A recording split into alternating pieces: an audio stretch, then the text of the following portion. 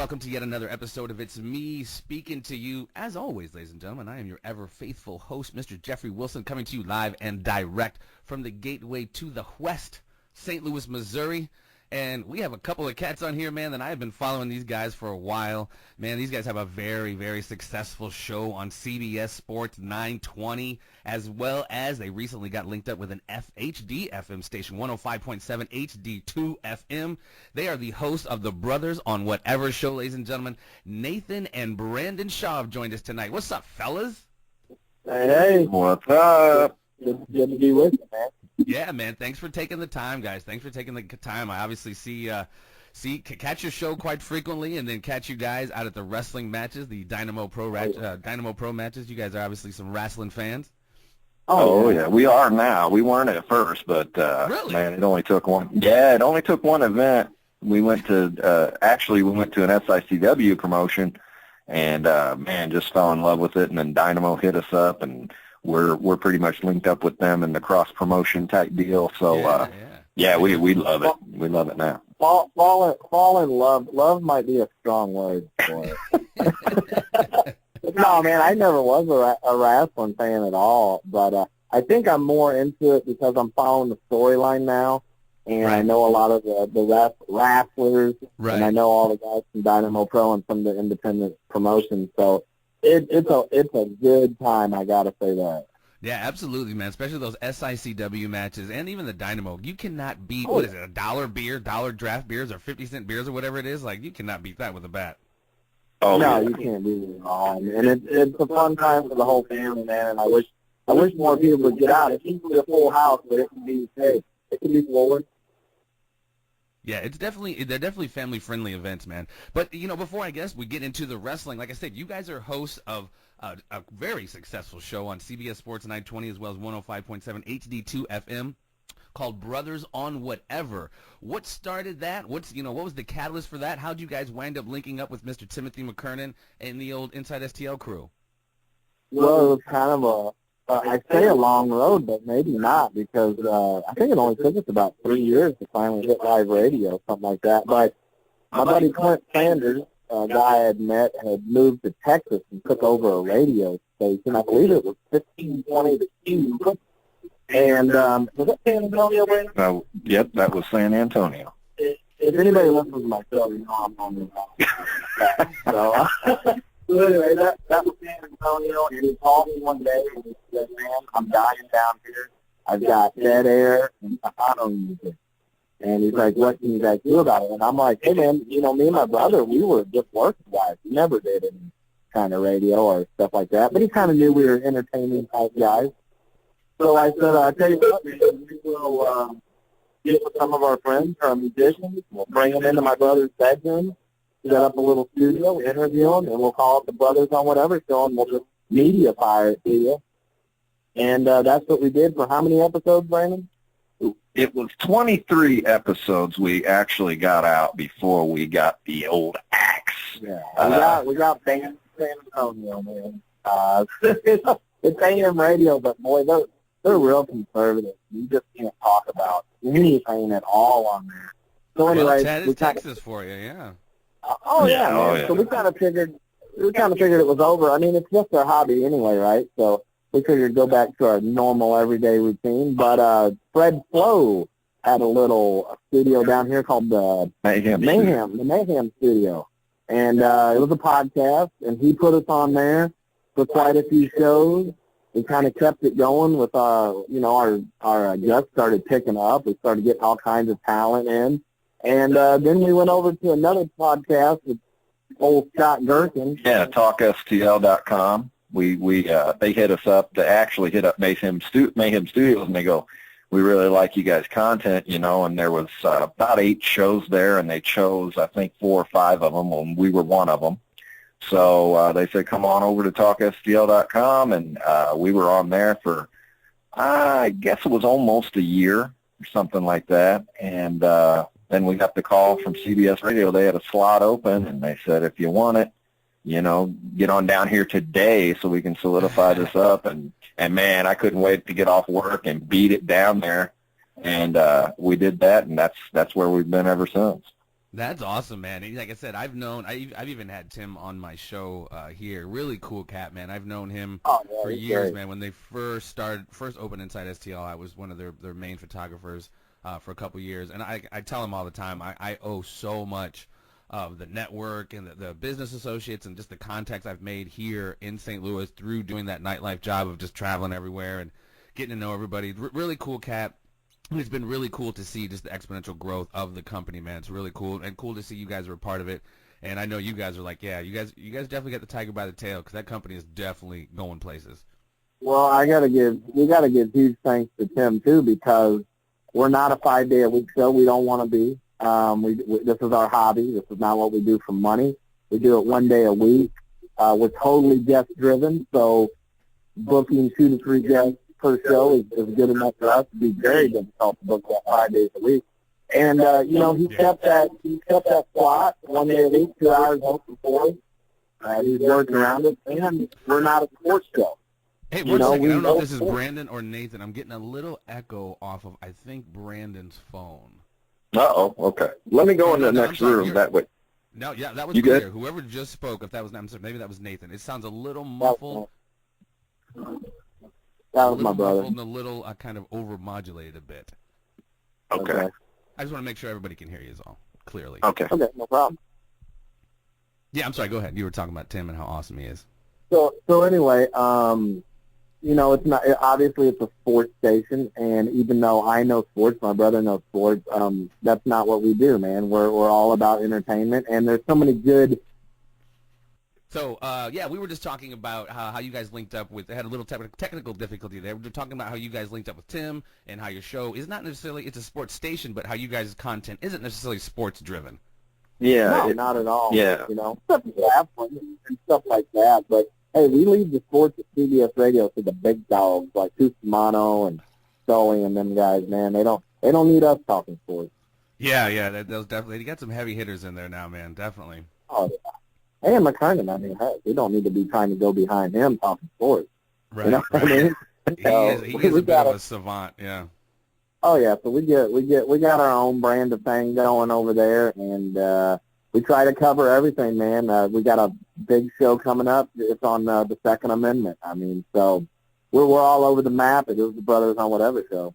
That's very cool, man. I actually produced a talk show with a gentleman you guys might know, Mark Bland, last year, and a couple of the subjects was legalizing marijuana, and the other one was an open carry law in Missouri, and we had Deb Lavender, who is a state representative, as well as a gentleman. It's a pro and con kind of concept. So it was a pro, or con was Deb Lavender, the state representative. We had the head of Open Carry Missouri, a gentleman by the name of Richard Loftus, who's a very interesting person. You guys might want to have him on. He was pretty insightful as far as just understanding the laws, and they had a big rally of those guys just walking downtown with their long rifles, and it made the news and stuff. So it was a very interesting. Yeah, it was a very interesting conversation. It is a very, open carry. That's a very topical thing now here in Missouri. Oh, no doubt about it.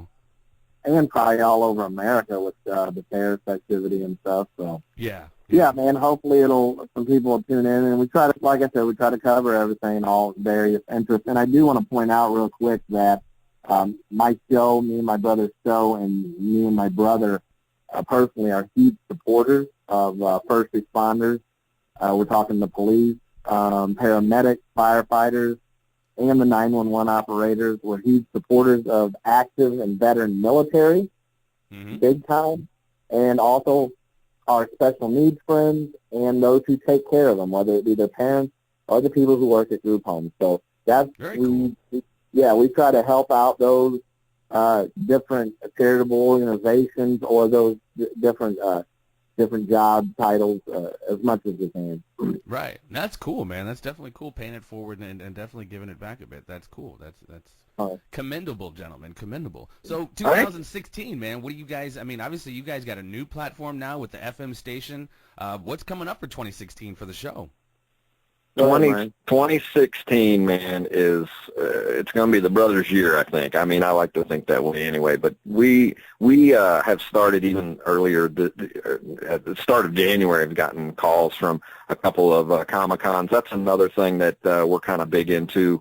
And it kind of happened by accident. I mean, we've been into Japanese culture and anime and stuff like that, and I'm more than my brother Nate, but we've been into that sort of thing. But the first con we went to, man, it really people really latched on us and really liked what we were doing. And when we were on Fridays, we're on Mondays now, but when we were on Friday nights, we would go live from the convention. So, it was very cool. Yeah, it was kind of cool, and people loved that, man. They came over and they got interviewed, and we interviewed the guests and things like that, but we were more like concentrating on the people walking by and the people with cool costumes and getting their input, because let's face it, I mean, you can interview guests and things like that, but your fan base is going to be the con goers. It's going to be the people there. Those are the ones that are going to visit your Facebook and like your page, and they're going to tune in, and they're going to remember you, at the next con, and so on and so forth. So we were concentrating on them too, and that's what we do almost at every con. But we start getting calls from cons, and they want us to come and record a show there. So now we pre-record a show since we can't go live. And we play it that following Monday after the weekend con, and I tell you what, man, they're loving it. We're getting a lot of likes on our Facebook. We're getting a lot of comments on Facebook. A lot of comments when we go to cons saying that they loved our last show and things like that, and just meeting with the people and stuff like that. So we got that going. We've got a lot of those Comic Cons here. We've had the last couple of years. They've had some pretty big ones. Oh yeah. We got Wizard World coming up. We've got TriCon coming up in Evansville, Indiana. We've also got our media passes secured for VictionCon in Branson, Missouri. So I mean, check you guys out. We got a lot of stuff like that coming up, but. Another thing that is our heart, it's been our heart from day one, and it was something that me and Nathan always said we was going to concentrate on if we ever had a venue that we could feature, is local music and local bands, local talent. And our show really focuses on that. So we got a lot of those bands coming up that we're going to be booking, we're going to be going and seeing, and we put all of our concentration into really trying to boost people forward and really getting people to recognize the talent that's basically in their backyard, Absolutely. And St. Louis has always been known for their music too, so there's no. Oh, absolutely, absolutely. They've been known for their music, but at the same time, it's hard to get people to go out, and especially where we are, we live on the other side of the river, and it's hard for people to get across that river, to go see people. So we've definitely had a lot of comments from people that they listen to the show, they like the band or whatever. Lots of times we try to have those bands play live acoustically in the studio, and they say they like it, and they went and seen the show. So nice. like for us, that's like where it's at. That's the biggest compliment. That's our biggest reward, is to see other people enjoying what we enjoy and what we have promoted, and see other talents in St. Louis and the Metro East area really getting these new fans and getting people to show up to their shows and saying, hey, we heard you on the Brothers and whatever show, and absolutely. that right there is worth it. Yeah, and it's definitely a payoff too, man. And that's so cool, because like you said, there is so much talent, and oftentimes there just isn't a platform to showcase it. And you got things like Mile 277 closing, which was such a huge live music venue, which is really kind of going to be a big blow as far as the live music scene. But enter guys like you coming in to still provide some light and a platform for people. Maybe not a big music venue, but maybe a link to somebody's website or a link to somebody's iTunes page or whatever. So very, very cool, man. I'll be anxious to see some of the groups you guys get. Yeah, and speaking of the talent that's out there, and especially in the St. Louis area, and some goals for 2016, just 22 more notches, and I'll have 230 on my bedpost. So that's a little personal goal. Oh my goodness, that's Nate for you. Always stepping over the line. What do you say? No. When I asked him to come on, he's like, dude, ask me any questions. I'm an open book, but you may not like the book you read. You may not like it. That's like getting I don't ask me. I'm still going to bring it up. It's all good, bro. It's all good. That's the beautiful part about having your own show that's not bound by FCC rules. Nobody gives a fuck. Yeah, it's great, because we, like I said, when we were on Mayhem Network, and then, of course, when we were on TalkSTL.com, those were podcasts, and you could say anything, do anything. You couldn't do hate speech or anything like that. Of course, we wouldn't we would never do that anyway. But man, you could say whatever you wanted and talk however you wanted, and it was really a freeing experience. And then when we got to the station we are at now, the first few shows was like really pulling the reins back on that horse, man. To rein it in, absolutely. Yeah, you were so used to saying. Well, and that's how I am. It's like I hope I definitely want my show to grow, but it's like I'm so used to my home little studio. I got my cold beverage here. It's like, it's really, really comfortable, So I know what you're saying, though, but, got to make some adjustments necessarily sometimes to, that's make right. the product grow. So it's not really that big of a deal. And we got to give a shout out. We're very thankful for all the guests that come on our show, especially back when we were podcast or back when we were in my brother's bedroom. I mean, we had people come into my brother's bedroom, to record a show, and they could have easily told us go fly a kite. Right. But man, they didn't, and we thank all our guests. We're honored to get whoever we come up with in our studio. So. Well, and honestly, bro, anymore is what I've noticed. You can have the coolest studio and all that shit, but it's content, man. What's driving this is content. Oh, yeah. You can be doing it from your closet, but if you're bringing in dope content, nobody gives a fuck where you're recording it from. You have on dope people, you know what I mean? And that's exactly what it's about now. I think people need to, and they do. I think they focus on. Like I said, I'm sitting here in front of my thing, chopping it up with you guys. Last week I had on Hacksaw Jim Duggan. I got Kamala coming on Friday. And I'm doing this from the comfort of my freaking living room, my bedroom essentially. So. Oh yeah. That's awesome, man. Thank God for the internet. Yeah, you know what I mean? It's totally leveled the playing field, and it's really cool because it's obviously given, all of us a shot. I know podcasts are all the rage now. It's almost when photography became so successful, everyone became a fucking photographer, but that's just, you can take a picture, but that doesn't mean you're a photographer. So the cream will eventually rise to the top, you know what I mean? And the shows that are really dope will, be dope, and the other ones will kind of fall by the wayside, in my opinion. Oh, exactly. And now you've got Periscope entering into the picture. And we're Periscoping our shows now. Our first one was last Monday.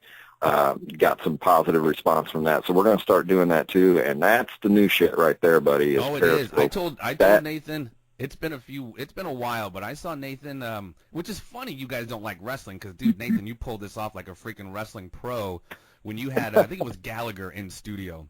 Yeah. And, dude, Nathan was just like, he freaking, I've been watching wrestling since Moby Dick was a minnow, bro, and the dude pulled it off like a champ, man. He was just like, Gallagher came in, he did the whole, like, whoa, wait a minute, man. Like, it was just, he did it perfect, man. It was so cool. Oh, yeah. And it must have been good. It must have been believable because, like, all these hot chicks that never used to talk to me, I guess they thought I was a pussy or something, started getting a hold of me on Facebook. They're like, yeah, we saw that. Oh, my God, Nathan, I didn't know you were, I guess, violent. And can we go out? Can we go out sometime? I'm thinking, what? Perception is reality, dude. Perception is reality. Oh my goodness. Speaking of wrestling too, in 2016 coming up, I don't know when it's going to be, but there's a wrestling promotion that's talking about putting us in the ring.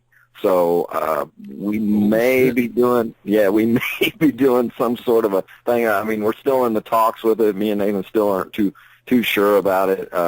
But I mean, we gotta get in talk. I'm not going to be wearing any spandex though, so that's on the table. We're not doing that. The Shaw Brothers come in with singlets on, dude. That'd be hilarious. That'd be fantastic. That would go viral in a heartbeat, dude. That would go viral in a heartbeat. Yeah. My first purchase would be a big old ball of tube socks. So over the cap and ball up and put in there. Oh my God, dude! Yeah. See that shit? Yeah. It'd be the cocktail cool, wieners on whatever if we can there as is. Oh shit! That's what's up, man. And yeah, speaking of the wrestling and the Dynamo Pro, you guys, I think last week had on my broadcast partner Patrick Brendemeyer, old P. Brandy, on the program. Oh yeah. I was talking to him about you guys and how it was going. We've got Dynamo Pro coming back in March 28th, Brandon. Yeah, March 28th. We need to have you just swing in with us, yeah. Yeah, man, that dude knows his shit, man. He's a wrestling savant. We're sitting there calling the match, and he's knowing all these damn moves. I'm like looking at this motherfucker. I'm like, damn, dude. I thought I was a freaking Rain Man. He's sitting there. Whoa. I'm like, clothesline, boots to the face. He's Hurricanrana, omoplata. I'm just like, dude, that's all you, brother. That is all you. God, I said, man, Jeffrey's got to be the color guy because I Patrick's got all the facts, I bet. Yeah, that's I told him, like, and, bro, that's all you. Just I will say quick little quips, and you break it down, because I don't know that shit. Well, I wouldn't go toe-to-toe with him. No, hell no. And I realized that very quickly. I was like, dude, you were the man. You were the man. Bow down. Yeah, absolutely. Well, cool, man. I don't want to keep you guys too much longer. What's give me some social networking. Where can we find you guys? Where can we find the brothers on whatever, or any kind of social networking you guys got going on? Oh man, you can hit us up on our email if anybody out there is a local talent, or even they don't even have to be local. We actually got a jam-packed schedule of people calling in. We just had the guy from TLC Skin Tight call in, Tim Bauer. He lost 225 pounds, and then he went on this show, and they cut his skin, the extra skin off, and tightened him all up. And that guy was huge inspiration. But we got more call-ins like that coming up from people in California and Texas and stuff like that. So even if you're not local, but you want to be considered to be on the show, hit us up on Brothers on Whatever 1520 at yahoo.com. You can follow us on Twitter at Brothers on What. You can thank Nathan for it not being whatever. He didn't know how to spell whatever when he signed up for our Twitter. Anyway, at Brothers on What on Twitter. And then Periscope is Brothers on Whatever. We're the only ones on there, of course, with that moniker, but you can check us out on there, follow us on that. And then, of course, Facebook, good old Facebook, Brothers on Whatever page. So, like our Facebook and check us out. You can go to brothersonwhatever.com. It'll redirect you to InsideSTL.com, and all of our archive shows are there. Also, Mondays, 8 to 10 p.m. Central, you can go to brothersonwhatever.com and listen live. It's streamed live, so anywhere in the world, man, you can hear the brothers. Absolutely. That's 8 to 10 on Mondays, ladies and gentlemen. It's the Brothers on Whatever. This has been Nathan and Brandon Shaw. I can't let you slide, I just can't do it. But, check out all of these guys for what they got going on for 2016, man, because I'm telling you, the company's growing, the shows are growing, and it's going to be an epic 2016, and look out for these fellas. Like I said, before I let you fellas slide, which I'll do here momentarily, you must participate in the Conspiracy Triangle of Doom. Ooh, I love it. Gentlemen. Very simple. Not simple questions, but 3 questions I will ask you that you can provide a very simple yes or no answer if you wish, or you can expound, which is always encouraged. Are you ready? Yeah. Yes. All right, who's up first, Nathan or Brandon? Oh, I'll go. Let Nate go first. All right, Nathan, question number 1, sir. Do you believe in the existence of extraterrestrial intelligence? Yes, I do, but you will not find any extraterrestrial intelligence at a wrestling show. Well, you can kind of move. You can even get rid of extraterrestrial if you want. You can just go straight intelligence. I was trying to make it halfway politically correct. I joke. I'm a wrestling fan. I like to fancy myself as halfway intelligent. Mr. Brandon, what say you, sir? Same question. Oh, absolutely believe in it. Absolutely believe there's something else out there. I mean, the universe, come on, man. We're talking millions and millions of light years and just craziness, and who knows what's out there. So, man, I believe it. And I tell you what, as far as I'm walking around amongst us, man, after talking to Dr. Michael Lynch on the show, he's a paranormal, extraterrestrial, UFO, you name it, expert. Oh, man, we got some walking around, man. Yeah, you can check that show out if you go to brothersonwhatever.com, scroll through the archive shows. When you see Dr. Michael Lynch, click on it, man. He'll convince you. I will definitely check that out. Very, very fascinating. Cool. Very cool. Question number 2, and we will flip it to Brandon this time, start you out. This is along the lines of following a narrative or following official stories, if you will. Mm-hmm. Do you, sir, follow the official story and the official narrative of the events of November 22nd, 1963, this being the assassination of President John F. Kennedy? The official story, of course, Lee Harvey Oswald with his weapon fired 3 shots from that building and hit all kinds of people, including the president. And, of course, on the other side, you have your theories de conspiracy. What say you, sir? Oh, I say that absolutely no way, no how could Oswald have shot the president from that angle, from that distance, from that window. The way, everything, if you look at the video, common sense will tell you that wasn't possible. I do think it was an inside conspiracy. I do think that there was a reason why Lee Harvey Oswald was shot and killed so that he wouldn't talk, and America would know. But the real key to that whole story is the babushka lady. And if you haven't heard of that, the babushka lady, she was standing there taking the photo, and no one has ever found that photo. Nothing. Nobody even knows who she is. You can't tell me that after all these years and a clear shot photo of who she is, that nobody knows who she is. Possibly an alien. Possibly an alien. Oh, you're the first one to relate the second question back to the first one. Very interesting. Very interesting. Yeah. Mr. Nathaniel, what say you, sir? Oh, I think the same people that set up Lee Harvey Oswald set up Stephen Avery for making a murderer and O.J. Simpson, too. He is tumbling down the rabbit hole something deep, folks. He is down deep. No, it was a setup, man. It was a setup. He had me until he said O.J. Yeah. Black people ain't even believing that no more. Well, shit. I didn't believe that from the jump. He was like, you don't love your people. Like, dude, I have common fucking sense, man. Shut up. Let's think. Yeah, let's think about this for a minute. Yeah. No, I cut my finger in Chicago on glass. Yeah, that's what I did. Oh, okay. Yeah, that's it. That's the ticket. Question number 3. Shout out to Johnny Cochran. Shout out to who? Johnny Cochran. R.I.P. R.I.P. to the late Johnny Cochran. He's dead, dude. That brother's dead. So's Mr. Robert Kardashian. Ooh, maybe the same people who killed JFK killed Robert Kardashian and Johnny Cochran. We might have a nice conspiracy show going on here. I think we just cracked something. We just broke the case wide open. Tupac, Biggie, it's all in there. They're all connected. All right, ladies and gentlemen, question number 3, and I'm going to let these gentlemen slide. We're going to start out with Mr. Brandon this time, along the line of following narratives once again. This time a little bit more contemporary, a little bit more up-to-date, a little bit more current. Do you, sir, follow the narrative and the official story, if you will, of the events of September the 11th, 2001? Of course we know the official story, and of course, I don't know of course, but of course on the other side there are conspiracies abound. What say you, sir? Oh, I tell you what, I've watched many a video on this, and I think the most damning evidence of a conspiracy is about the plane quotation marks that hit the Pentagon that same day. Was not a plane. There's no way, no how that was a plane. It had to be a missile of some sort. The way they broke it down and just showed you how, if a plane would have hit this building, it would have been a completely different thing. The hole was not big enough for a plane to get through. There's no way. There was very few plane parts around. Yes, exactly. That's exactly right. Yeah.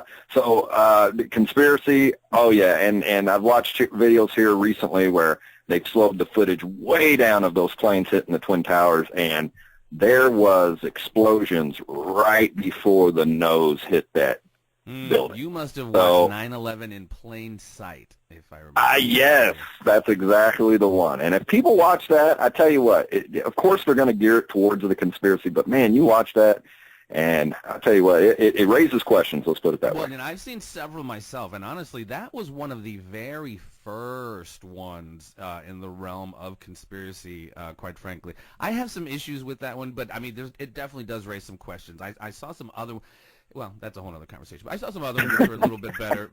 I'm just saying that the conspiracy thing gets so convoluted anymore. Now there's actually people almost like flat earthers who are saying like there were no planes who hit the thing, and it's just like, all right. Like, right. Yeah.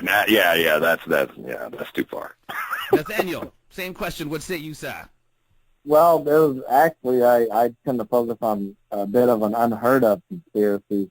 On all 3 flights, they had the airline had said that the peanuts had been stolen prior to each flight. However, we believe it was just a cutback because they were, the airlines are cheap bastards. But just that's just budget cuts. No, but I tell you when them buildings came down, you ever seen a building that's up for demolition, how it implodes and falls straight down? Yes. Those buildings, you could see it imploding further down than even where the planes had hit. Yeah. I mean, it was a strategic implosion of those buildings. I think controlled demolition, I believe they call it. Yeah. It was a controlled demolition. I truly believe that. I don't. So that, of course, lends itself to further. You feel it's possibly some type of chicanery, an inside job, and not necessarily what we were told. Well, George Bush at the time, George W. Yeah. Bush, he actually owed the Bin Laden family, I think, close to or several $100 million or close to $1 billion because he had borrowed that money from them to buy the Texas Rangers. So I think he could not come up with that money, and he had to have a reason to send our boys over there to wipe them out and get out of that debt. Well, I do know 41, his dad had been doing deals with the Bin Laden construction company over there for years prior to 2000. Yeah. Oh, yeah. I had never heard the borrowing of the dough or whatever for the Rangers. I'd never heard that. Interesting. Yeah. I tell you what, if you go, speaking of Dr. Michael Lynch, if you go on YouTube and research the brothers / Dr. Michael Lynch, you'll see a video actually there of our, when we were at the Mayhem Studios, we did a podcast, and Dr. Michael Lynch talks about exactly this subject. I'm going to have to check that out, dude. He's firing on all cylinders as far as shit I'm into, so I'll have to definitely check that out. Yeah. Oh, yeah. Well, this has been, that was simple, right? That was very painless, right? The conspiracy. Oh, that was good, man. Yeah. So, all right, we got That's right up our alley. Yeah, hell yeah, dude. It's interesting, people. It's an interesting little exercise I come up with. I mean, it's like a little brain-picking exercise. Like, sometimes it's short, sometimes the conversation's shit, man. I did an interview with a stand-up comic, Jake Harris, and the conspiracy triangle of doom part was infinitely longer than the actual interview, so it was, it can spin, man. It can definitely spin out of control. So, we know how that goes. Yeah, and I try to stay away from talking like too much politics and religion and shit, but I just these few questions I think is just an interesting little brain picker just to kind of see where everybody's head's at. But you also know, Jeffrey, as an interviewer, the worst thing is a guy that's giving yes and no answers. Right, exactly. Real self-promoter there, real self-promoter. Yeah. Say something, please. It's crazy. Well, ladies and gentlemen, this has been Nathan and Brandon Shaw, the hosts of The Brothers on Whatever, CBS Sports 920 AM, 105.7 HD2 FM. I'm going to link all of their social networking stuff to the video so you can follow them up. These dudes are doing big things. Check them out, ladies and gentlemen. I thank you so very much for your time, gentlemen, and I look forward to what you guys have to for the old 2016. Hey, man, we're doing big things and even bigger women, so no doubt. Yeah. You're out of control. Thank you, sir. We appreciate it. Absolutely, gentlemen. Look forward to your success, guys. Take care. All right. You too, buddy. All right. Stay tuned, ladies and gentlemen. Thank you for listening to It's Me Speaking to You. Please spread the word and subscribe to the